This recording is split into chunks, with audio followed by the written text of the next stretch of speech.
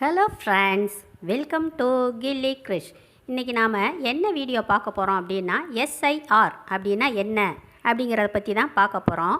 இப்போ எல்லா தொலைக்காட்சி சேனல்கள்லேயும் விறுவிறுப்பாக ஓடிக்கிட்டு இருக்கக்கூடிய ஹாட் டாபிக் என்னென்னா எஸ்ஐஆர் தான். அந்த எஸ்ஐஆர்னால் என்ன, அதுக்கு நாம் என்னென்ன செய்யணும், அந்த படிவத்தை என்ன மாதிரி ஃபில்லப் பண்ணணும் அப்படிங்கிறது தான் இந்த வீடியோவில் நாம் பார்க்க போகிறோம். வாங்க. எஸ்ஐஆரோட ஃபுல் ஃபார்ம் என்னன்னு பார்த்தோம்னா ஸ்பெஷல் இன்டென்சிவ் ரிவிஷன், அதாவது சிறப்பு தீவிர திருத்தம். வாக்காளர் பட்டியலை இப்போ திருத்துறதுக்கான முயற்சிகளில் இருக்குது அரசாங்கம். அந்த சிறப்பு தீவிர திருத்தம் என்னன்னா, வாக்காளர் பட்டியலில் இடம்பெற்றிருக்கக்கூடிய அனைவருமே இந்திய குடிமக்கள் தானா அப்படிங்கிறத சரி பார்க்குறதுக்கான திருத்தம் தான் இந்த திருத்தம்.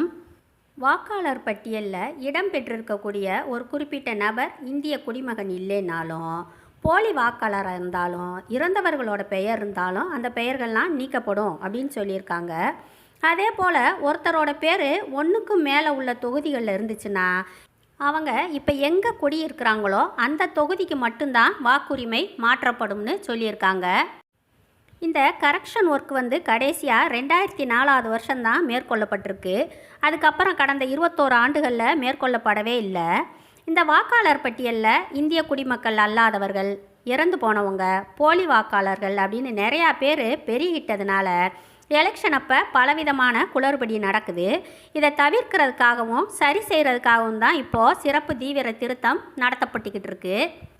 இந்த கரெக்ஷன் குறித்து தேர்தல் ஆணையம் என்ன சொல்லுதுன்னா, வாக்காளர் பட்டியலில் தகுதியான எந்த ஒரு வாக்காளரோட பெயரும் விடுபடக்கூடாது. அதே போல் தகுதி இல்லாத யாரோட பேரும் பட்டியலில் இருக்கக்கூடாது. இதுதான் இந்த திருத்தத்தோட நோக்கம் அப்படின்னு சொல்லியிருக்கு. இதில் தகுதியற்றவர்கள் அப்படின்னு கூறப்படுவது யார் யார் அப்படின்னா, வெளிநாட்டுக்காரவங்க, இறந்து போனவங்க, போலி வாக்காளர்கள், ஒன்றுக்கும் மேற்பட்ட தொகுதிகளோட வாக்காளர் பட்டியலில் இடம்பெற்றிருக்கிறவங்க, இவங்க தான் தகுதியற்றவர்கள் அப்படின்னு தேர்தல் ஆணையம் கூறுது.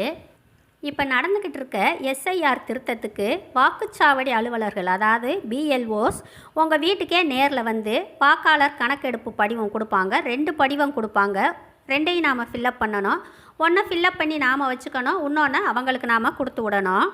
இதில் 2004 வருஷம் நடந்த சிறப்பு தீவிர திருத்தத்தில் நம்மளோட வாக்காளர் பட்டியலில் இடம்பெற்றிருக்கிற பெயர், நம்மளோட அடையாள எண், நம்மளோட உறவினர் பெயர், இதுவும் அப்போ நாம் யார் குறிப்பிட்டிருந்தோமோ அந்த உறவினரோட வாக்காளர் அட்டை தகவலும் கேட்கப்பட்டிருக்கோம். நாம் அதை தெளிவாக நிரப்பி, அடித்தல் திருத்தல் இல்லாமல் நிரப்பி அவங்கக்கிட்டேயே கொடுத்துடணும்.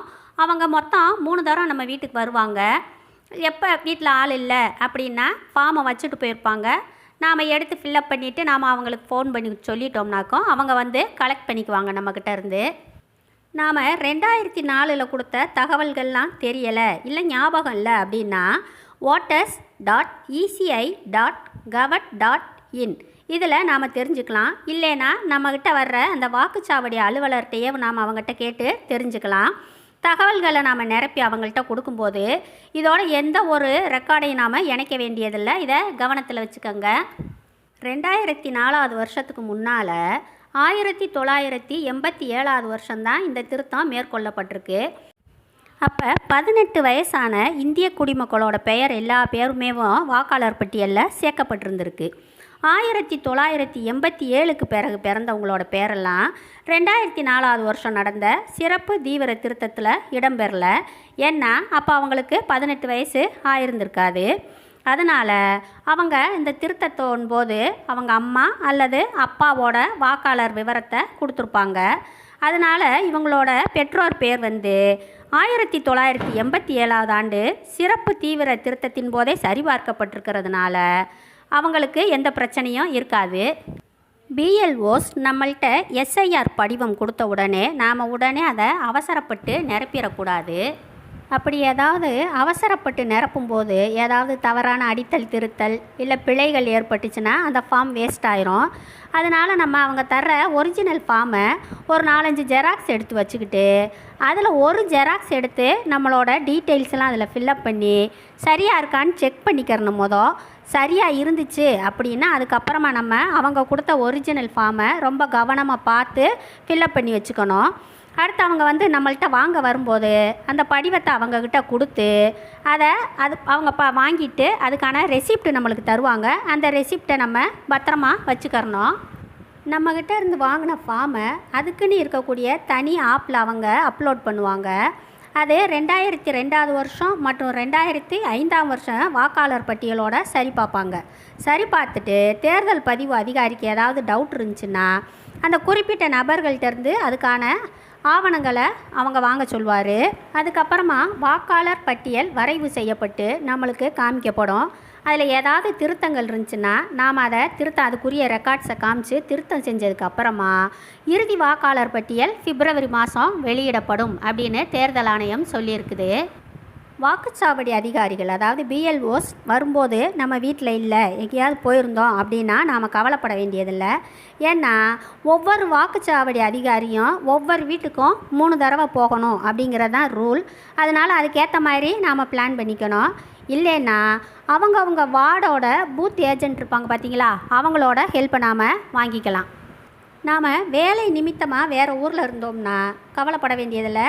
நம்ம வீட்டில் இருக்கக்கூடியவங்க நம்மளோட பெற்றோரோ அல்லது நம்மளோட இணையரோ யாருனாலும் சரி நம்மளுக்கான ஆவணங்களை பிஎல்ஓஸ்ட்ட கொடுக்கலாம். புதுசாக அதே மாதிரி வாக்காளர் அட்டை வாங்கணும் அப்படிங்கிறவங்க என்ன செய்யணும்னா ஃபார்ம் 6 ஃபில்அப் பண்ணி கொடுக்கணும். இதோடு அவங்க உறுதிமொழி படிவத்தையும் சேர்த்து தரணும்.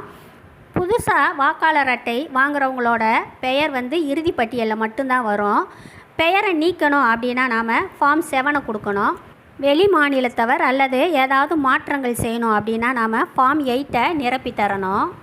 நாம் இந்த எஸ்ஐஆரை ஃபில் பண்ணுறதுக்கு நம்ம என்னென்ன ரெடியாக நம்ம கையில் வச்சுருக்கணும்னா நம்மளோட வாக்காளர் எண், ஆதார் எண், மொபைல் நம்பர், நம்ம பெற்றோரோட பெயர், பெற்றோரோட வாக்காளர் அடையாள எண், நம்மளோட லேட்டஸ்ட்டு ஃபோட்டோ, இது எல்லாத்தையும் ரெடியாக வச்சுக்கணும்.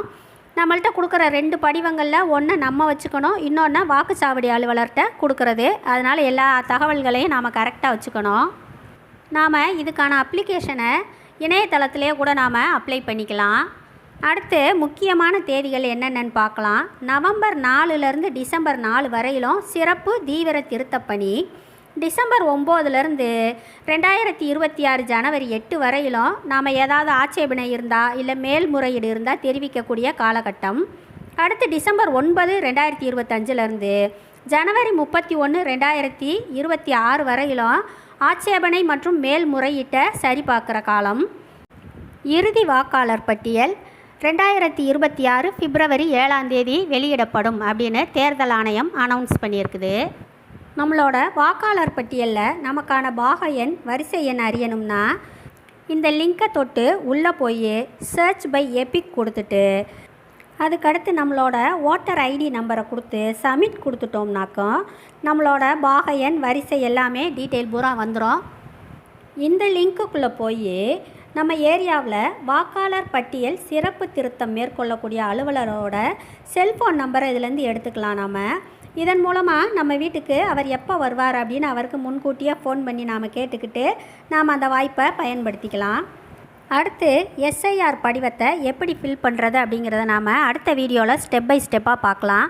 Thank you friends, see you soon.